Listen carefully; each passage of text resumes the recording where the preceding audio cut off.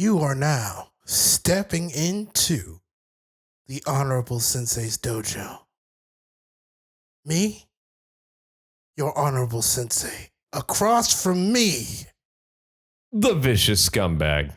And together, we are the Longturnlarry podcast. And we talking about a Mothman today. Moth boy. Bring your lights. Put your phone light in the sky if you wanna. Put your phone light in the sky if you a real one. We about to praise the lamp. Praise it. Now, before you step in the dojo, please shake my hand. Shake my hand. No, you don't get. All right. Thank you. All right. So the Mothman, the deck tech of the hour. Let's start about reading off about what the Mothman does. Ooh. He's Wise Mothman. He's a proper gentleman. One colorless and soul tie for an insect and mutant. He's a bug. He a bug. He's a 3/3 flying. Whenever the Wise Mothman enters the battlefield or attacks, each player gets a rad counter. Whenever one or more non-land cards are milled, put a +1/+1 counter on up to X target creatures, where X is the number of non-land cards milled this way. And then? Like it's exactly. This is definitely a And then? card. There's so much text here. We're doing a lot of things. We want +1/+1 counters. We want to be doing some milling of some sorts. Got some attack triggers. So the way I built this isn't a Sensei deck. This is a scumbag deck. Oh, this is an honorable sensei featuring scumbag. Oh yeah. I needed to put the fear of God into my opponents. So what you'll see a lot of people doing is they're adding self-mill to their Wise Mothman. I want to be very on board. I want to be aggressive. I want the expectation for you, my students. You will be the threat. That's right. You are Raphael, okay? You are. Is this the honorable disclosure? Yeah. That if they're gonna play the Mothman, they better prepared to die. Yeah. Good. We definitely gotta hit him with the. Wow! Incredible! The Mothman. Yeah, you won't be sweating. I can see it. This isn't your style of deck normally. This isn't. This is all in on the commander. So the first thing I'm going to talk about is our protection suite, right? So cards that we're using to protect the Mothman. I'm not going to talk about every single card, just sort of like the notable ones. Where could they check out the whole list? At our Moxfield.com/LTL. Let's go.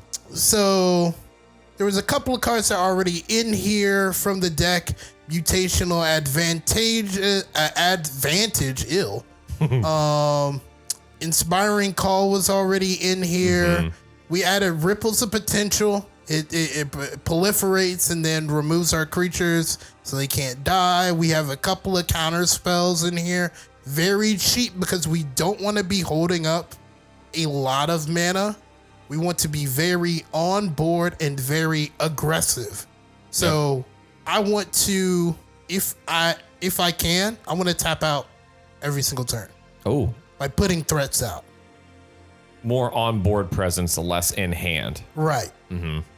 Like, you're going to be very empty-handed for the way I build. And the very few cards you want to have are to keep your commander around.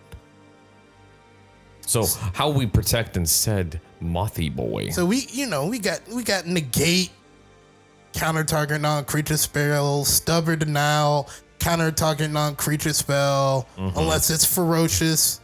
Guess what? Your commander is very ferocious. And wise. And wise. Heroic intervention and drown in the lock. Drown in the lock, we can blow something up if we need to, or we can counter a very important spell. Ooh, I love that if we need to blow it up. That is definitely this is an underutilized mill removal spell.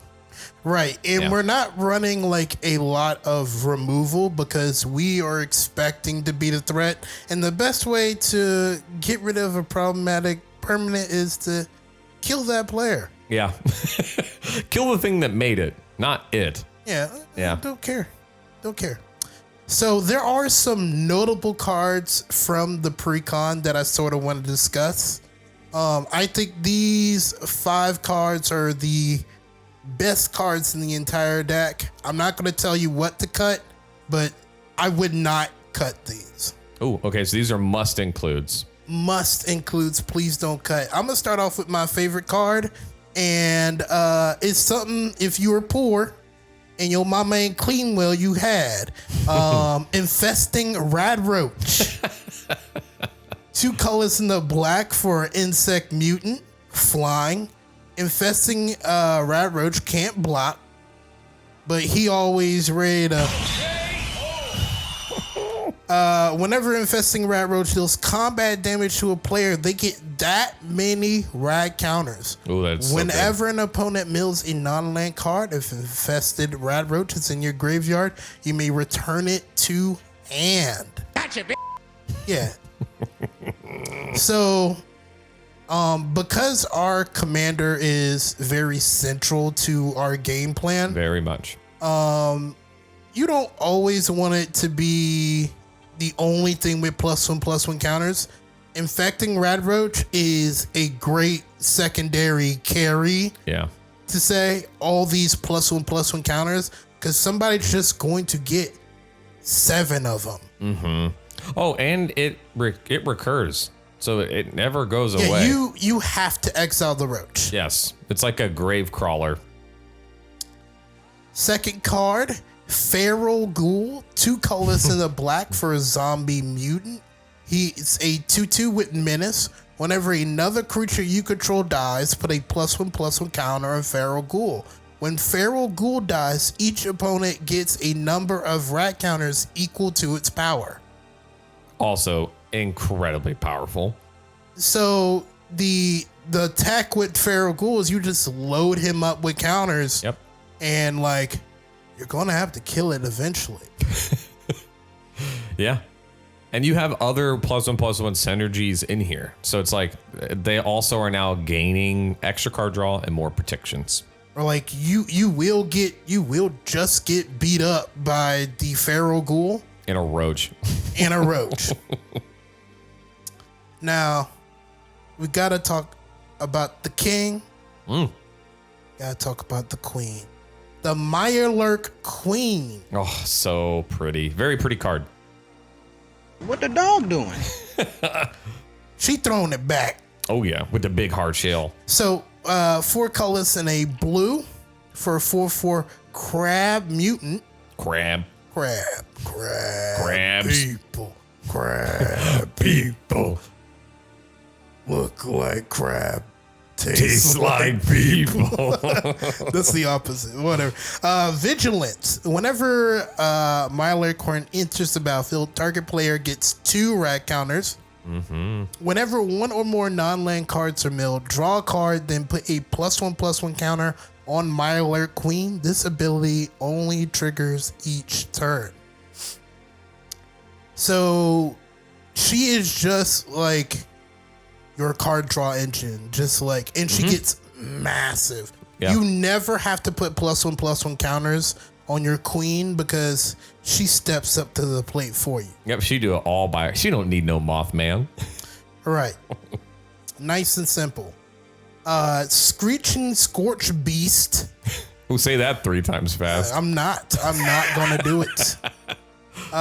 4 colors, black for a bat mutant. It's a 5/5 flying menace. whenever a screeching scorch beast attacks ill, each player gets 2 rad counter. Whenever one or more non-land cards are milled, you create that many 2/2 black zombie mutant creature tokens. Do this once each turn. So he sort of pays us off for milling a lot of cards all at once, and then you get bodies. So sometimes what happens is like, you know, they get rid of the Mothman, but they already have like 7 rad. Yeah. And then it goes around and it comes back to you, and you have like 3 20 bats. like 20 tutus. Yeah, but I'm saying like even just on a low end, like you'd still would have 3 tutus at like a bare minimum. So it's like that's still. And then when he attacks, you're getting 2 rad. That's 11 power, by the way, at the worst case scenario. And with then flying. with the rad, you're taking damage every time you mill over a non-land card. So on top of the damage you're already taking, you're taking DOT damage. Yep. Final new card that is, it wins games. Chef's kiss. Nuclear Fallout. Yeah. X black for a sorcery. Each creature gets twice -X until end of turn. Each creature gets X rat counters. I mean, each player gets X rat counters. My bad. Wow. So typically what you like to do with this, you swing in. Of course, because you know you're going to void away. Yeah, so you already know your stuff's going to die. Or is it? If Right. your Mothman is big enough, you will definitely survive the Do the math. -X and maybe like a rad roach or like, and if you board wipe and it comes back to you and they take all of that damage and your commander is only getting stronger because they have that many rad, you're killing 2 people after this board wipe. Oh, yeah. When you were testing this and playing it out, it was very apparent. So now that we talked about some of the new cards, let's get into the ramp. I have 2 different types of ramp in this deck. We have our 2-drop package. So the reason why we're playing 2-drop package here is because our commander is a 4-drop. So we want 2-drop mana to play him a turn earlier because we're aggressive. That's right. Wait, he's a moth. MOTH aggressive.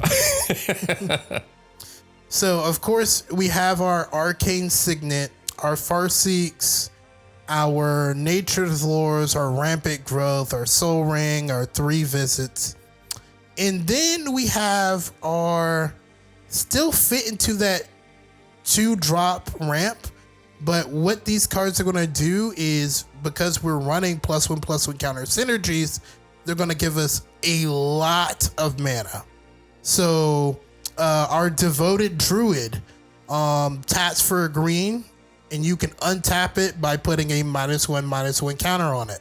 So every time you make it bigger, you could just get rid of your +1/+1 counters to get that much more mana. Quick tech, +1/+1s and -1/-1s cancel each other. Gyre Sage taps for green for the number of +1/+1 counters on it, and has Evolve. Yeah, the Evolve is like a beautiful bonus. There's times where Gyre Sage is going to be tapping for 8 mana. Yeah. Incubation Druid. As soon as you put a +1/+1 counter on it, it adds 3 mana of any type your lands produce. Yep. Kami of Whispered Hopes taps for its power. And it's a doubling season. And it doubles, it adds +1 to your +1/+1 counters. And then, of course, we had to have the boy, Kadama of the West Tree. Whenever you deal combat damage with a modified creature, if you put a +1/+1 counter on it, it's modified. You get to go search for your basics. Yep. It's like a Sword of Hearth and Home, but just on modified things. One last card here, Viridian Joiner. Looks sort of weird and out of place, but He adds mana. He adds green mana to your mana pool equal to its power. Yeah, he's like a Doesn't care Gyre if it's +1/+1 counters are boosting him. He's just getting bigger, tapping for more mana. Easily overlooked because it doesn't have +1/+1 in its name. Yeah, sometimes when you're looking for these cards, you have to look a little bit outside the box to find the gems. Exactly right. Now we got a draw package here. We got a pretty decent draw package. We got first two cards, Danny Pink and Fathom Mage. Danny Pink cares about the first +1/+1 counter that a creature gets. You get to draw a card. Oh. Fathom Mage says that whenever your +1/+1 counter is put on her, you draw a card. With another card and Mothman, you can go sort of infinite with these two cards. Oh, do tell. So you got the Mothman out, and then you have a thing that makes creatures in Danny Pink, and you mill two non-land cards. You could put a +1/+1 counter on the Mothman for say, and a thing mills over a card. You create a creature, you put a +1/+1 counter on that new creature. Oh, look, I drew a card. Mill two cards. Yep. Everybody, oh, let's start this process over again. Well, Mothman's going to put two +1/+1 counters on a multitude of things. One of those things are new. Put a +1/+1 counter on it, draw a card. Oh, you got a mill because I drew a card. And whee! Wait a minute. Wait a minute, we made a pseudo infinite. Same thing with Fathom Mage, except for you don't need something to make a new creature. Yeah, you don't need a new body. Greater good, it's good and it's great. Damn, son, where'd you find this? You know, when they're going to kill your Mothman, be real cool if you drew like 15 cards. Of course, the only time the Mothman dies is for the greater good. Or the greater light. The greater lamp. Ooh, the big lamp in the sky. Yep, that's right. Marcus Mutant Mayor. You smack somebody. Draw some cards. You can have a +1/+1 counter on it. I like that he has the wording. If it doesn't, it gains. Right. So you're getting these cards. Yeah. Return of the Wild Speaker can just end the game for you, or draw you like a billion cards, Which also ends the game normally. You know, Rich Cards Expertise. Oh man, we love drawing cards equal to our power, and then we get to cast something for free. Beautiful. The Great Hinge. Oh. Wow, incredible. Perfect. Talk about a card. Oh yeah, like that does everything. Does everything. Like the only thing it doesn't do is make people mill. Yeah. It's crazy that it's mono green on top of that. It's mono green. And then the last card I want to talk about is Vault 87, Force Evolution. It is a saga. 3 colors, green, blue. Gain control of target non-mutant creature for as long as you control Vault 87. Give me that. Oof. Don't you got that? Hit me with it. Oh. You're talking about the... What's the other one? Hold on. You're talking about the... Wait. The... No, don't do it. You're close. Nope. Gotcha, bitch. Oh! Gotcha, bitch. Gotcha, bitch. Gotcha, bitch. Gotcha, bitch. I'm here to take your bitch. He rizzed up. Gotcha, bitch. Then we're gonna put a +1/+1 counter on target creature you control. It becomes a mutant in addition to its other types. And then draw cards equal to the greatest power among mutants you control. So sometimes I might just steal your commander, give it a little buff. I'm gonna return them to you. You're gonna be a little. You can be stronger. You're gonna be a mutant. Give him that X gene. I also love that this is a Fallout flavor too. We're still in the Fallout world. Yeah, that's why I didn't tell you what to cut. Is, you know, you want to decide how much Fallout flavor you want in your ear. Ooh. A new flavor in your ear. Oh, trying to new flavor in your new flavor in your ear. What's the small group here? Small group. What is it? Removal? Yes. Yeah, we got a small removal package. We are the problem, but sometimes somebody else is the problem because we suck. Putrefy. Take out a creature or artifact. It can't be regenerate. Get it out of here. Atomize. Destroy target non-land permanent. Proliferate. Get it out of here. Find Finale. We're really using it mostly for Finale because, you know, a board wipe for you, not a board wipe for me. Yep. Slap you like a tree. And the greatest art in some of these cards, that Nuclear Fallout we already talked about. Oh, it's so pretty. So disgusting. So, Scumbag, do you want to talk about our clone package here? I would absolutely love to. We have Sakashima of 1,000 Faces, arguably one of the best clones and clone commanders. He's coming in at 3 colorless and a blue for a 3/1 human rogue that has whenever he enters the battlefield as a copy of another creature you control, except it's a Sakashima of 1,000 Faces other abilities as well. The other abilities, what's epic here, it is the legend rule doesn't apply to permanents you control. Keyword, permanents there too, and legendary artifacts, enchantments, etc. But Sakashima of 1,000 Faces, aka Mothman number 2, would be incredible. You're doubling up on This all is of your this. Moth Woman. Yeah, that's the Moth Woman. And then, of course, Spark Double. One of the other very easy includes 3 colors and a blue for a 0/0 illusion that you may have entered the battlefield as a copy of a creature or planeswalker you control, except it enters with an additional +1/+1 counter on it. And if it's a planeswalker, we're not going to go into that because it's not relevant here, but he's pretty much Sakashima Light is what he is. He doesn't let you get around the legendary rule, but he at least is giving you the +1/+1 synergies. So Sakashima first, Spark Double second. You now have 3 Moth men and women with an additional +1/+1 on them. And also, all of these cards that Honorable has mentioned before, we could easily clone. So doubling any of these effects, even doubling up your mana producers if you needed it. I mean, there's tons of ways that clones work well. Right, and with your Mothman specifically, you could do some crazy stuff because you're essentially giving your Mothman protection because that's another one that they have to deal with.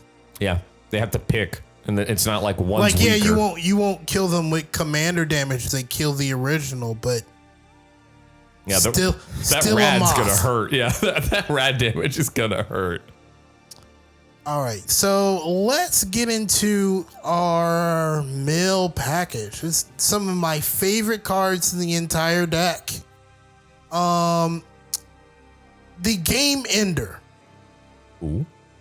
Typically, it combos with like 3 different cards in this deck. Ooh. Blood Chief Ascension. It's black for an enchantment at the beginning of each end step. If an opponent lost 2 or more life this turn, you may put a quest counter on Blood Chief Ascension. Whenever a card is put into opponent's graveyard from anywhere, if Blood Chief Ascension has 3 or more quest counters on it, you may have that player lose 2 life and you gain 2 life. Wow. As soon as we you know, maybe if you could get 2 rats or 3 rats on everybody. Mm-hmm. Oh, this gets its counters for its quest on it, like almost 1 table go around. Yeah, it's really easy, especially if you played this, hit somebody with the Mothman, that's 1. Yeah. Somebody has maybe had rat counters beforehand, now they have 2, mill over 2, that's 2, and then maybe somebody else did 2, or if a shock and a fetch, yeah, or anything else. They attack somebody else. So easy to get online. As soon as this comes online, you're almost like guaranteed to take the game. Yeah, it's one of them. Every time they mill a card, they're going to be taking 2. And you're going to be gaining 2. Remember, public service announcement from your wonderful Longturnlarrys here. That is a May. Remember your Mays. Please. Please remember your Mays. Nah, I want you to count them cards. That's nah, right. son. Nah, son. Broken card number 2, Mesmeric Orb. Ugh. Whenever a player untaps a permanent, you're gonna mill a card, and these are all individual triggers for each single one. So I hate this thing. I hate it. I'm gonna say it every time I see it. I hate it. I hate Mesmeric Orb. everybody does. It's one of the most salty cards ever. I hate that it gained popularity. I'm mad that it's colorless. It fits in everything. You don't need to put it in everything, but it hurts. It hurts so. Oh man, sorry. Scumbag is very salty in regards to the Mesmeric. You can see the smile on my face. I love it. I love it. So this is easily played on turn 2. And then easy enough. You play Mothman. This goes around. He could come back around and almost be lethal. Yep. What are you gonna do? Not play the game? Like, oh, it's so strong. Mind Crank combos with Everything. Blood Chief Ascension and some of the other cards in our deck. If you take damage, you mill that many cards. Oops. Uh-oh. Does that thing that says whenever you mill cards says you take damage? Wait a minute. Wait a minute. And then you take damage and then so you mill 2 cards? Dreamborn Muse, mill for your hand size, of course. Alter the Brood goes sort of pseudo infinite with 2 cards in the deck. Yep. Every time a permanent enters the battlefield, everybody's going, except for you, is going to have to mill. Oh yeah, one-sided. That's why the self-mill thing. And then, a card that I did not see anybody else playing, and it amazes me to slip by. Imperious Mindbreaker. Yes, I was surprised by this one too when you brought this up. 1 colorless blue for a human wizard that's a 1/4 soulbound. As long as Imperious Mindbreaker is paired with another creature, each of those creatures have, whenever this creature attacks, each opponent mills equal to its toughness. On attack trigger, on soulbound, on toughness with power and toughness synergies, and it's each opponent, not target. Wait. But we care about power. We're +1/+1 counters, baby. That toughness gonna be high. So we're talking easy. You have 8 counters on your Mothman. He's an 11/11. Yeah. Everybody's milling 11 cards as soon as he attacks. Yeah, we haven't even done his other triggers. Then we're getting +1/+1 counters from each of your opponents. So he's gonna get 3 more counters. Yep. So somebody just is about to take easily like 14 damage. Yeah.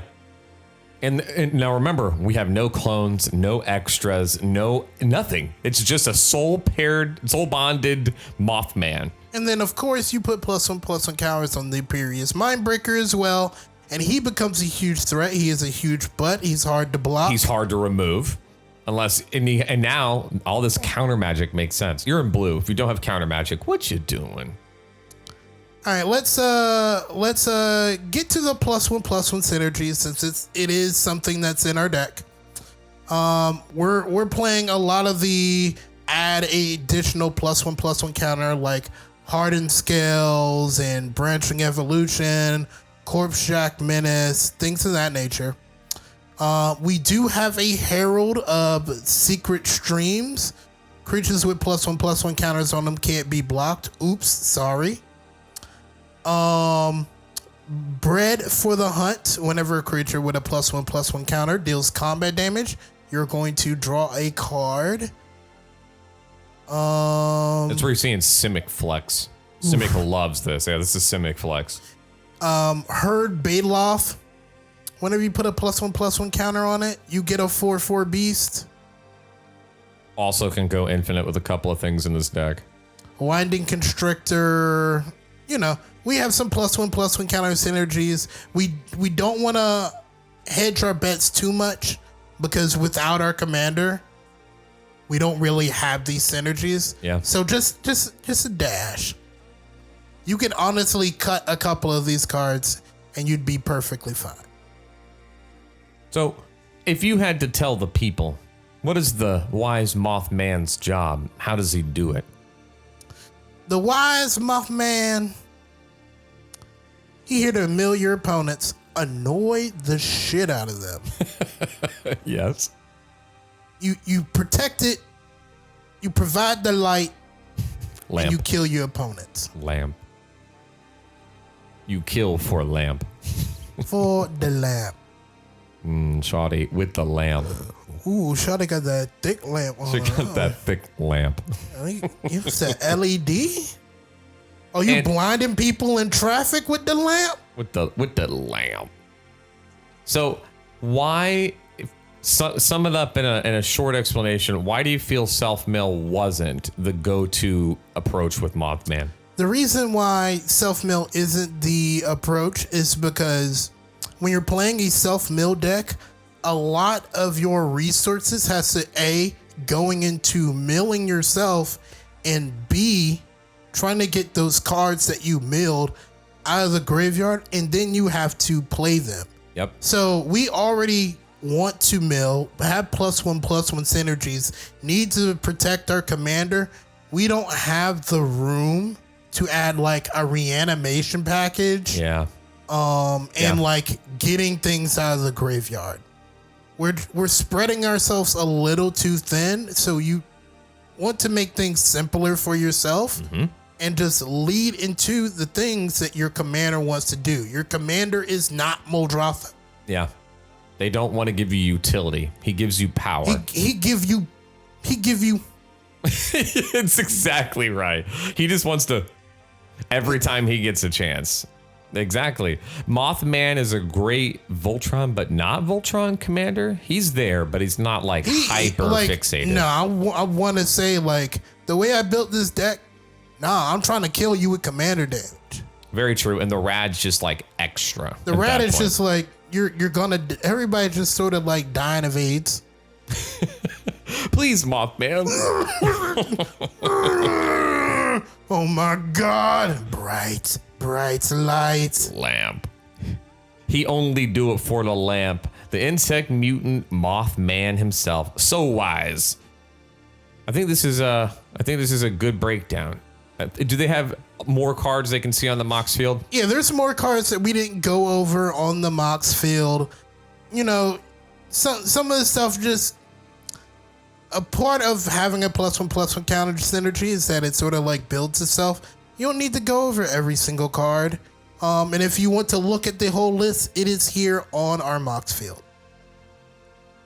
Well, I think we have a good understanding.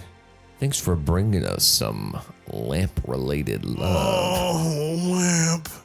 The Gone of Lamps. He is the Wise Mothman. TW Mothman. Ooh, TW. Ooh, TW Mothman. I'm sophisticated. Mr. Mothman was my father.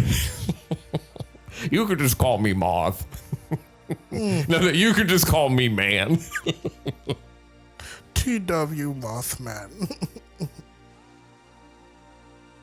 All right. Thank you for tuning in to a Deck Tech with the Longturnlarry podcast. Bitches.